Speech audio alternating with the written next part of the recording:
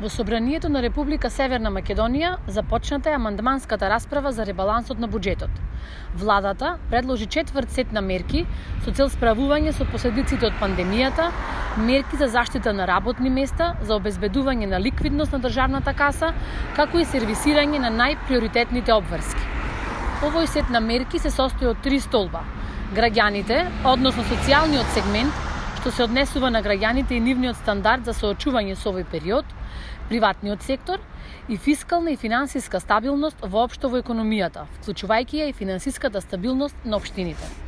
Таргетираните мерки, кои се дел од четвртиот пакет мерки, ќе го амортизираат ударот врз домашните погодени компании преку стимулирање на приватната потрошувачка и поддршка на приватниот сектор, односно економската активност и работните места.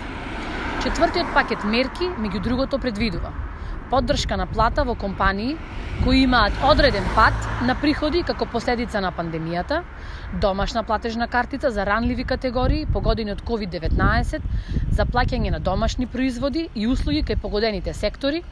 социјална група невработени лица, пасивни баратели на работа, пензионери кои имаат пензија под 15.000 месечни приходи, стечајни работници, самохрани родители, самостојни уметници, филмски работници, естрадни уметници и млади лица испуштени со претходна мерка.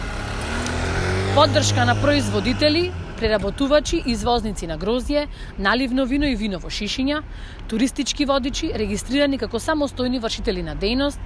враќање на туристичката такса за 2019 година за остварени ноќевања.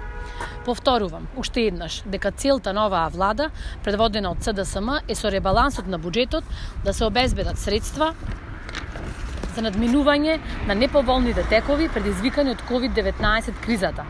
Оттаму, несериозно и популистички изгледаат голем број од амандманите поднесени од опозицијската ВМРО-ДПМНЕ.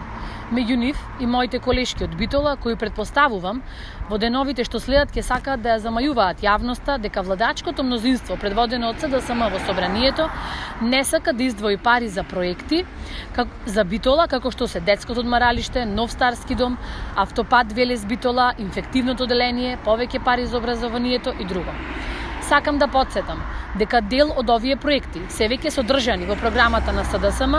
која доби доверба од граѓаните и истите ќе бидат реализирани со определена динамика. Затоа, нема потреба некој друг да се грижи за нивна реализација или уште полошо, да собира поени во ек на пандемија, предлагајќи ги во расправата за ребалансот, кој, како што реков, има сосема поинаква цел и намена. Јас се надевам дека согласно новите околности во кои живееме, како пратеници во Собранието на Република Северна Македонија, овој пат сите ќе пораснеме, ќе бидеме на висина на задачата и ќе покажеме заедништво во борбата со ковид пандемијата, наместо слепо да следиме партиски насоки и да ловиме политички поени во кризна состојба.